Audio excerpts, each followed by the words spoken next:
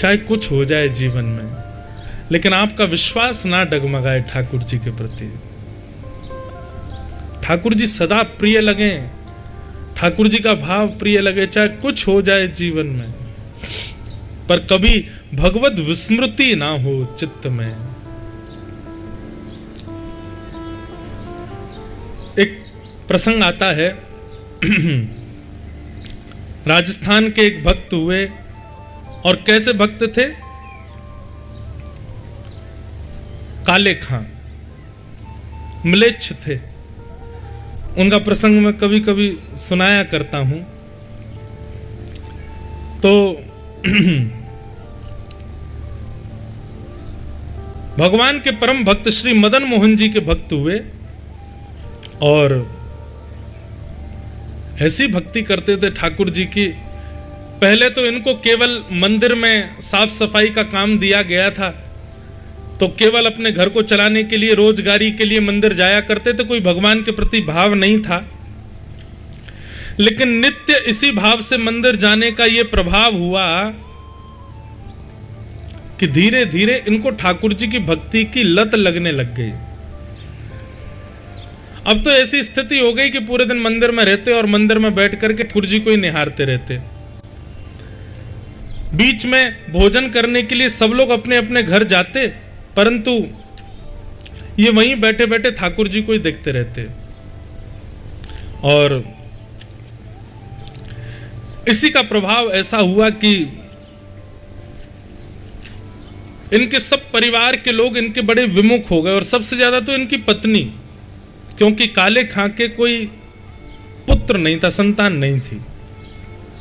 बहुत ध्यान से सुनिएगा सब लोग। राजस्थान में हमारे वृंदावन के ठाकुर जी विराजते हैं, श्री मदन मोहन लाल जी। हम जो सप्त निधियों का वृंदावन रसामृत गाते हैं, आज से गाएंगे, आप सबको उसकी प्रति मिलेगी।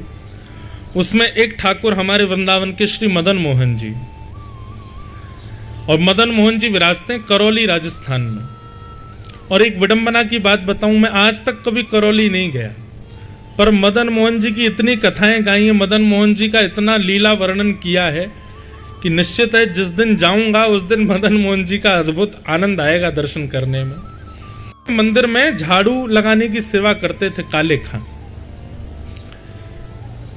लेकिन जब भी घंटे घड़ियाल बजते, आरती होती, तो काले खां झाड़ू छोड़ के और जहां सिड्डियां थी ना वहीं दूर खड़े हो जाते। तो सबसे ऊंची सिड्डी जो थी वो काले खां के बिल्कुल नेत्रों के पास ही आती थी।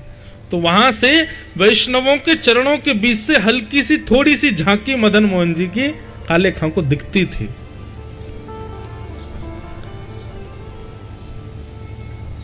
बिना भाव के ही काले खां देखता था, लेकिन धीरे धीरे धीरे धीरे वो भाव सृजित हो गया।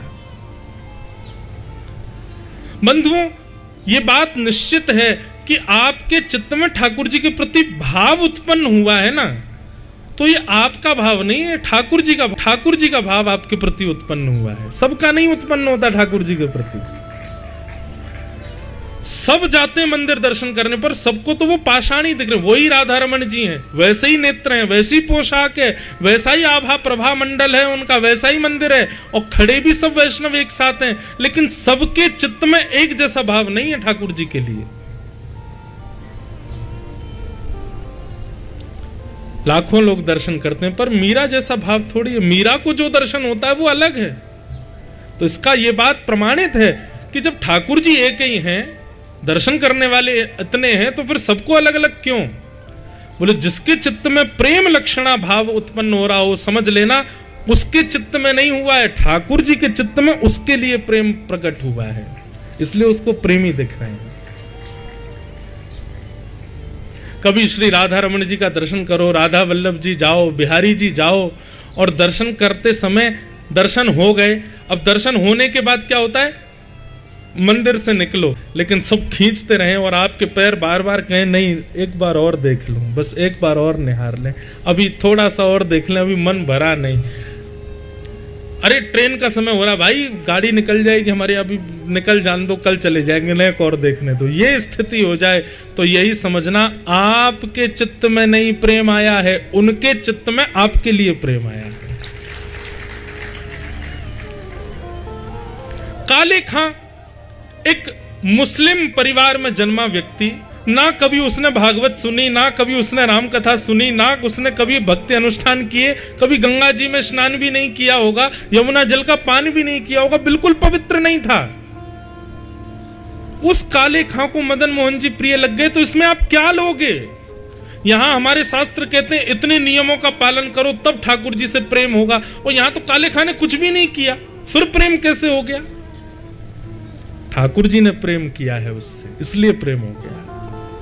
दो स्थिति हैं ठाकुर जी को प्राप्त करने की, या तो बताए गए साधनों पर चल के आप अपने आप को इतना योग्य बनाओ कि ठाकुर जी से आपका प्रेम हो जाए, या फिर प्रतीक्षा करो कि ठाकुर जी को पता नहीं कब किस ना जाने कौन से गुण पर दयानिधि रीझ जाते हैं, या फिर ठाकुर जी आप पर रीझ जाएं, तो फिर आपके अंदर कोई गुण नहीं होगा तो भी उनको प्रिय लगोगे।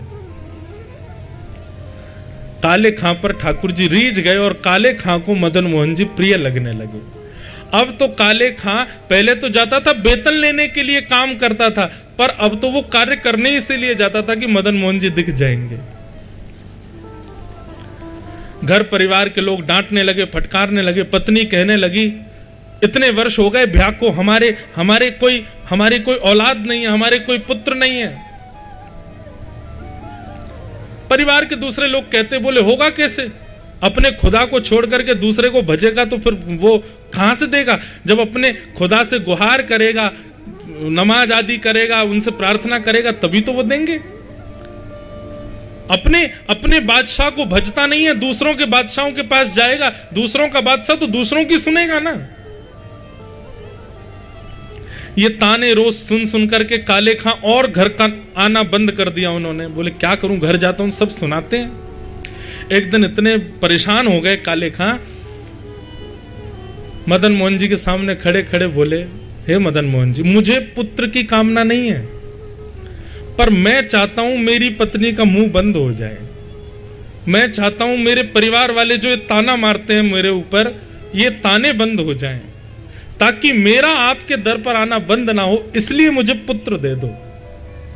देखो पुत्र मांगने का तरीका क्या था। काले खां खड़े हैं सामने, मदन मोहन जी ने कृपा की और कुछ दिन बाद ही खबर आ गई कि काले खां के घर में उनकी पत्नी गर्भवती है। अब तो काले खां और जाते हैं और जितने लोग ताने मारते थे उनसे कहते थे, आप बोलो, अब तो मैंने खुदा को नहीं भजा, कहां से आ रहा है ये संतान?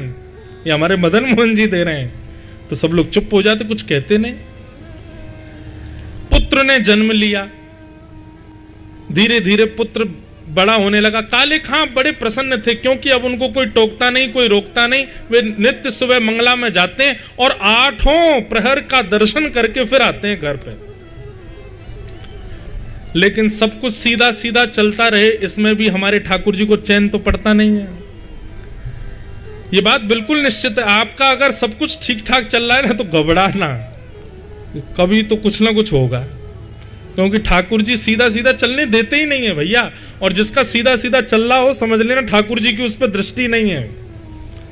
जो नेक नेक में गिर रहा हो, नेक नेक में लुढ़क रहा हो, नेक नेक में चिंता बढ़ रही हो, समझना पूरी पूरी दृष्टि। भाई क्लास में जो फ्रंट बेंचर होता है उसी पे ही सबसे ज्यादा दृष्टि पड़ती है टीचर की।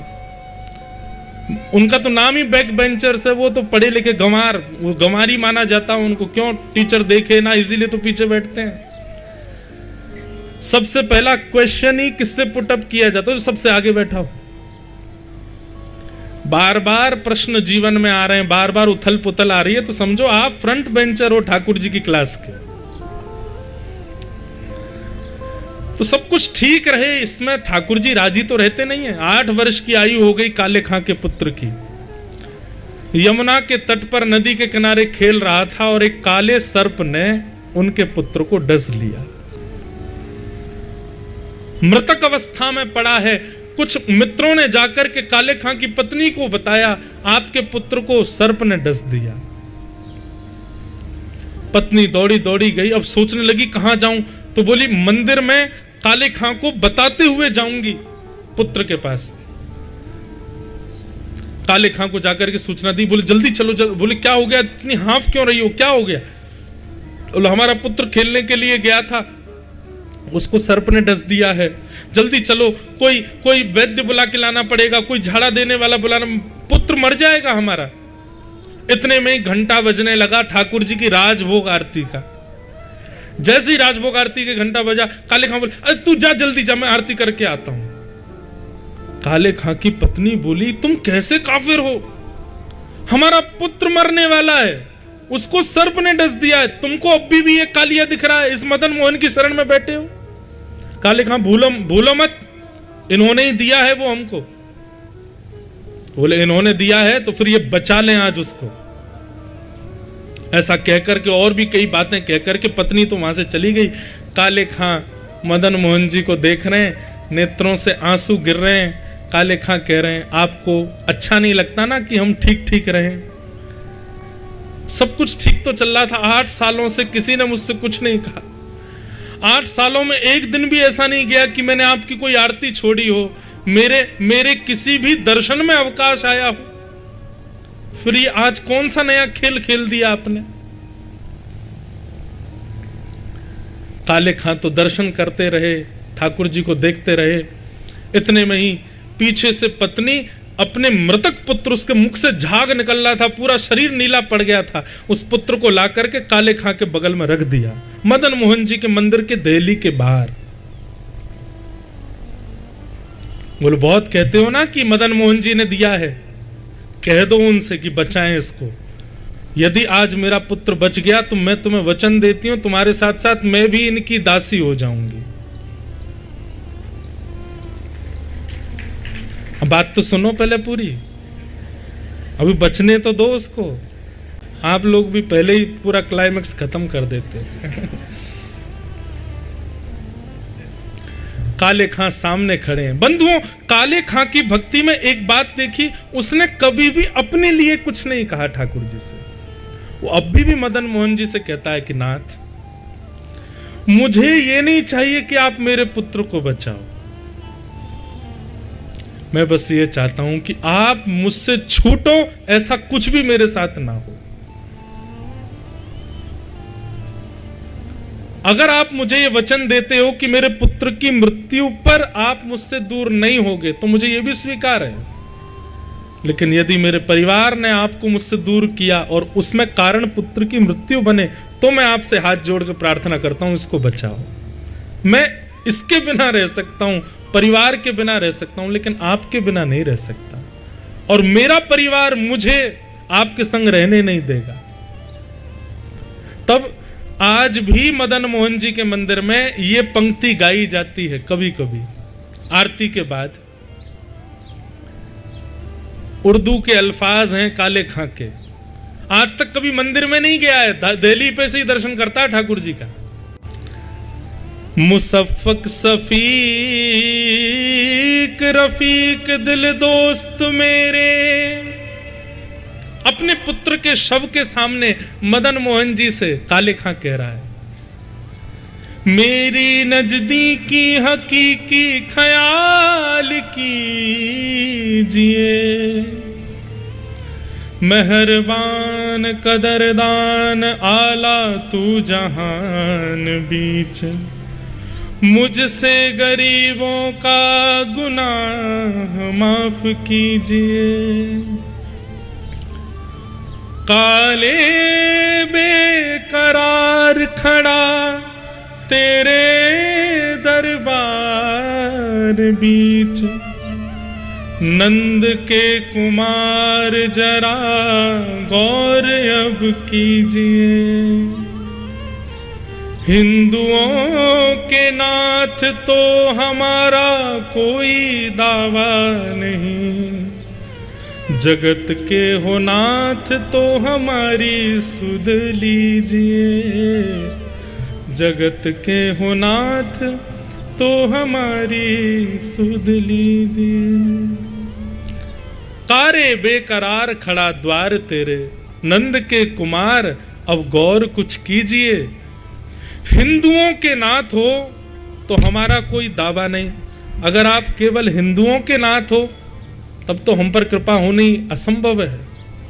पर मैंने तो सुना है दुनिया के लोग आपको जगन्नाथ बुलाते हैं, आप जग के नाथ हो। हिंदुओं के नाथ तो हमारा कोई दावा नहीं, पर हो जगत के नाथ तो हमारी सुध लीजिए। काले खां ने ये पंक्ति जैसे ही पूर्ण की, पूर्ण करते ही देखा कि काले खां के हाथ को पकड़ा उसका पुत्र बगल में खड़ा है। काले खां ने जैसे ही देखा अपने पुत्र को, पुत्र कहने लगा, पिताजी वो कहां है? बोले कौन? बोले जिसने आकर के मुझको उठाया, जो मुझसे अभी वचन देके गया कि तू उठ जा, मैं तेरे साथ खेलूंगा। मैं लेट रहा था, मैं कह रहा था नहीं मुझे तो सोना है, मैं तो जा रहा हूं, मुझे नहीं आना वापस, लेकिन वो मुझे वचन देके गया कि तू अगर आएगा तो मैं तेरे साथ खेलूंगा। वो कहां है? काले खां बोला किसकी बात कर रहे हो? बोले सांवला सा था, उसमें से चंदन की सुगंधी आ रही थी, कटाक्ष नेत्र थे। पिताजी नेत्र कोई देख ले तो ऐसा लगे कि ऐसे नेत्र दुनिया में किसी के नहीं, ऐसी सुंदर मुस्कान थी। पिताजी वो कहां है? काले खां ने अपने पुत्र को गोद में उठाया और कहा सामने देख। जैसे ही मदन मोहन जी को देखा, 8 वर्ष के पुत्र के नेत्र भी सजल हो गए। हाँ पिताजी यही तो आए थे मेरे पास, यही तो मुझे उठा के लाए हैं। काले खां का पूरा परिवार नतमस्तक हो गया श्री मदन मोहन जी के चरणों में। बोलो मदन मोहन लाल की जय। इसे कहते हैं अहेतुकी भक्ति।